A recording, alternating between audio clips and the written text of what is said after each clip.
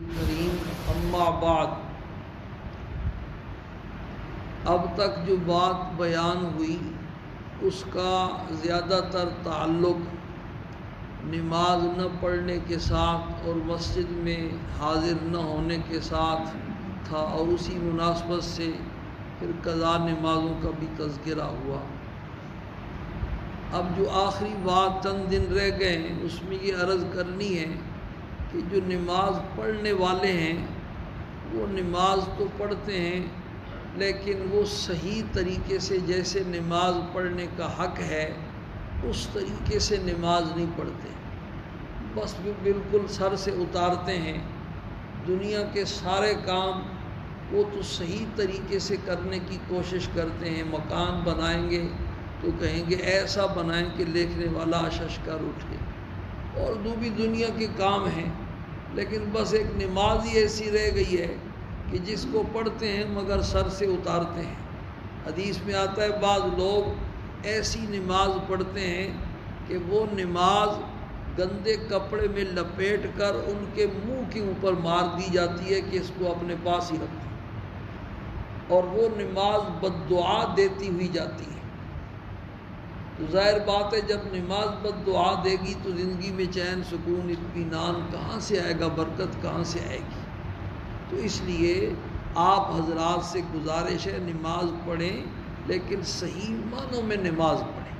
ایک بزرگ فرماتے تھے کہ جس کی نماز جاندار ہے اس کی زندگی شاندار ہے۔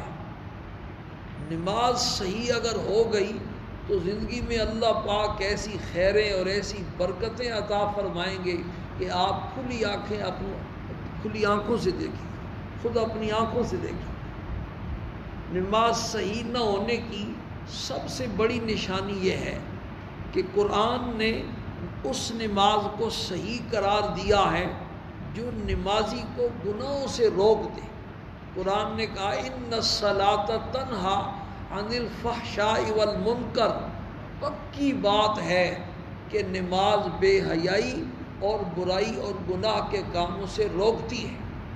اب ہم سارے نماز پڑھتے ہیں اور نماز پڑھنے والے سارے ان کاموں میں مبتلا ہیں، گناہ بھی سارا دن کرتے رہتے ہیں، یہ موبائل والی اور سوشل میڈیا والی بے حیائی اور فحاشی میں مبتلا بھی رہتے ہیں، تو پھر یہ کیسی نماز ہے کہ جو ہمیں بے حیائی اور برائی سے نہیں روک رہی ہے؟ ایک حکیم ہے، اس کی مثال یہ سمجھیں، ایک حکیم ہے، ایسا ماہر حکیم ہے، پرانے زمانے میں بڑے نباز حکیم ہوتے تھے، ایسے بس نبض پہ ہاتھ رکھی اور پہچان لی۔ دہلی میں ایک نابینا حکیم تھا نابینا، اس نے حضرت گنگوئی رحمہ اللہ سے دعا کروائی تھی، حضرت مجھے نظر تو آتا نہیں کہ علامات دیکھ لوں، آپ مجھے ایسی دعا دے دیں کہ میں نبض شناس ہو جاؤں۔ وہ ایسا نبض شناس ہو گیا تھا کہ مریض کے ہاتھ پر نہیں رکھتا تھا، مریض کے ہاتھ پہ جو ہے نا دھاگا بندھواتا اور وہ دھاگا اپنے ہاتھ پہ رکھتا، دھاگے کی حرکت سے پہچان جاتا کہ کیا بیماری ہے۔ ایک دفعہ لوگوں نے شرارت کی، بلی کے ہاتھ پہ جو ہے نا دھاگا باندھ دیا اور حکیم صاحب کے پاس لے گئے۔ حکیم صاحب جو نبینے تھے تو اس نے نبض جو ہے نا وہ ہاتھ رکھا، دھاگا ہاتھ پہ، تو کیسے لگا بھی یہ چھیچڑے مانگتی ہے، ایسا ماہر تھا۔ تو بھائی نسخہ ایسے حکیم نے تجویز کیا ہے جو ساری کائنات کا پیدا کرنے والا، انسان کی ساری فطرتی کمزوریوں سے واقف ہے، ایسے ماہر حکیم نے نسخہ تجویز کیا ہے، اور وہ نسخہ لاکھوں مریض استعمال کر کے ہٹے کٹے صحیح تندرست ہو گئے روحانی طور پر، جو اس نسخے کا حق تھا۔ لیکن ہم وہی نسخہ استعمال کر رہے ہیں اور دن بدن کمزور ہوتے چلے جا رہے ہیں، گناہوں میں غرق ہوتے چلے جا رہے ہیں۔ تو اس کا کیا مطلب ہے کہ بھائی نسخہ تو صحیح ہے، جس حکیم نے تجویز اور تشخیص کی ہے وہ حکیم بھی بڑا ماہر ہے، لیکن دوائی جس پنسار اسٹور سے لائے ہیں یہ 2 نمبر ہے، تو ہم 2 نمبر دوائی استعمال کر رہے ہیں۔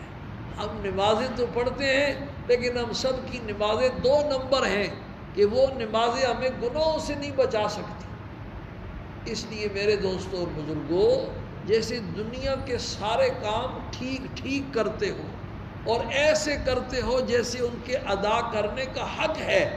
اسی طریقے سے یہ نماز اللہ پاک کا فرض ہے، اللہ پاک کا حکم ہے، اس کو بھی ایسے پڑھو جیسے پڑھنے کا حق ہے کہ دیکھنے والا کہ بھی نماز تو اس کی ہوتی ہے.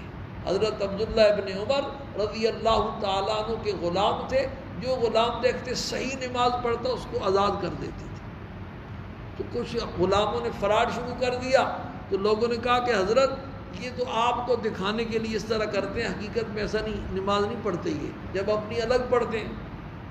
تو حضرت نے فرمایا بھی جو اللہ کے لیے ہمیں دھوکہ دے گا ہم اس کے دھوکے میں آ جائیں. چلو پڑھتے تو ہیں.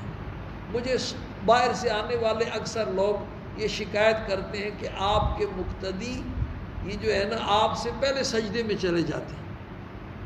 اس کی مثال ایسی ہے جیسے ڈبے جو ہے نا ریل گاڑی کے، وہ انجن سے پہلے پلیٹ فارم پہ پہنچنا شروع کر دیں. یہ بڑی بے وقوفی والی حرکت ہے بھائی. گاڑی جب پلیٹ فارم پہ انجن پہنچے گا تبھی جا کر کے روکے گی. اگر ڈبے جو ہے نا انجن سے پہلے جانے کی کوشش کریں گے تو ایکسیڈنٹ ہو جائے گا. یہ کیوں ہوتا ہے بار بار سمجھانے کے باوجود؟ اس لیے کہ انفرادی نماز صحیح نہیں ہے.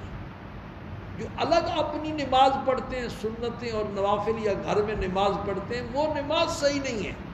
وہ نماز اگر صحیح ہو جائے گی تو پھر جماعت کے ساتھ نماز خود بخود اطمینان والی اور سکون، وہ عادت بنی ہوئی ہے بس. اس لیے آپ حضرات سے یہ گزارش ہے کہ اپنی نماز کو ایک نمبر بناؤ. اسی نماز سے آپ کی زندگی بھی بنے گی، رزق میں خیر و برکت بھی آئے گی، چین سکون اور اطمینان بھی آئے گا، اور آپ کی دنیا اور آخرت کے سارے مسئلے نماز سے حل ہوں گے. جس کو اللہ نے نماز والا نسخہ دے دیا وہ کیسا پریشان ہے بھائی.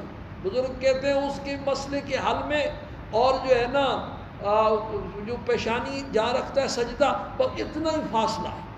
پیشانی اور سجدے کی جگہ پہ جتنا فاصلہ ہے نا، اتنا فاصلہ ہے مسئلے کے حل میں. بس شروع ہو جائے صلاۃ الحاجت پڑھے اور ایک دفعہ حل نہ ہو تو پھر پڑھے، پھر پڑھے، دیکھیں مسئلہ حل ہوتا ہے نہیں. تو اسی نماز سے سارے مسئلے حل ہوں گے. لیکن شرط یہ ہے کہ نماز کو ایک نمبر بنایا جائے. 2 نمبر، 3 نمبر، 4 نمبر، 5 نمبر والی اب تو اوپر تک جا رہی ہے نماز. ایسی نماز نہ ہو بھائی. نہ کپڑے ڈھنگ کے ہیں، نہ شکل و صورت ڈھنگ کی ہے، نہ رکوع نہ سجدہ، ایسے ٹنشن بس جیسے آیا نماز پڑھ لی. بھائی ننگے سر نماز پڑھنا مکروہ تحریمی ہے. سرکار دو عالم صلی اللہ علیہ وسلم سے پورے ذخیرے حدیث میں سوائے احرام کی حالت کے کبھی بھی ننگے سر نماز پڑھنا ثابت نہیں. صرف اتنا کہ نماز ہو جاتی ہے. بھی نماز تو ایسی بھی ہو جاتی ہے کہ آدمی نے کاچھا پہنا ہوا ہو، یہ ناف سے لے کر کے گھٹنوں تک کا اس کا حصہ جو ہے نا ڈھکا ہوا، نماز ہو جائے گی. فرض تو ادا ہو جائے گا، سر سے اتر جائے گی. لیکن صحیح آداب کے ساتھ، اطمینان کے ساتھ نماز کیسے ہوتی ہے، اس طریقے سے نماز پڑھو. اس پر انشاءاللہ وقت زیادہ ہو گیا، کل سے بات کریں گے بھئی نماز کو ایک نمبر بنانے کا نسخہ کیا ہے، طریقہ کیا ہے. اللہ پاک ہم سب کو اس کی سمجھ نصیب